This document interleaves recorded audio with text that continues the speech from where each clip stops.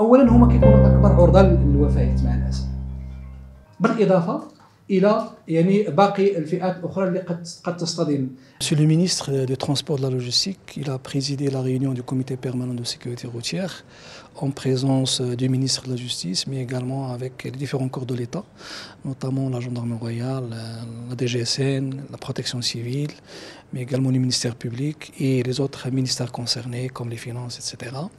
Et lors de cette réunion, Monsieur le ministre, donc c'était l'occasion pour présenter le bilan des accidents et victimes de la circulation routière pour l'année 2024, mais également pour les 5 premiers mois de l'année 2025.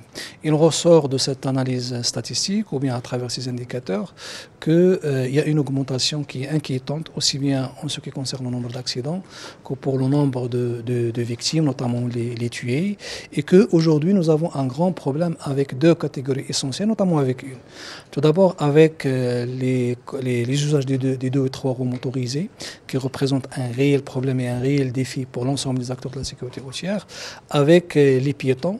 Et ces 2 catégories, pratiquement, elles constituent 70% de la mortalité routière dans notre pays. C'est-à-dire qu'aujourd'hui, on sait pertinemment que le problème, s'il faut le résoudre, il faut l'attaquer pratiquement à 70% au niveau de ces 2 catégories d'usage de la route.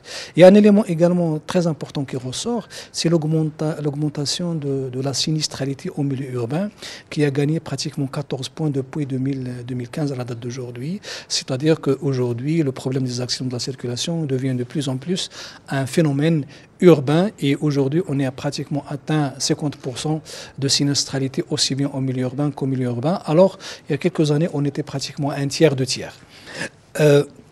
Suite à ça, donc, il y a eu un certain nombre de décisions qui ont été prises et pratiquement qui mobilisent un petit peu tous les leviers qui sont aujourd'hui possibles. Alors tout d'abord, il a été décidé de renforcer le contrôle routier sur la vitesse. La vitesse, dans le jargon de la sécurité routière, on dit que la vitesse est un facteur de risque, mais également un facteur aggravant.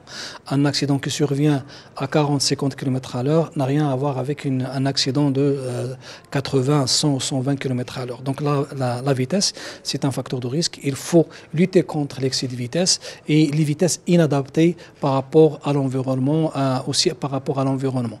Alors, dans ce cadre, il y a un élément qui ressort, et toujours dans le cadre pour cibler 70% de sinistres dont j'ai parlé, il a été décidé de renforcer le contrôle sur la cylindrée des cyclomoteurs et des motocycles. Et pour ça, donc, l'État, le ministère, l'ANARSA, il a acheté un certain nombre d'équipements, ce qu'on appelle les speedomètres, qui permettent aux policiers, aux corps de contrôle, justement de s'assurer de la cylindrée donc de ces engins à 2 roues.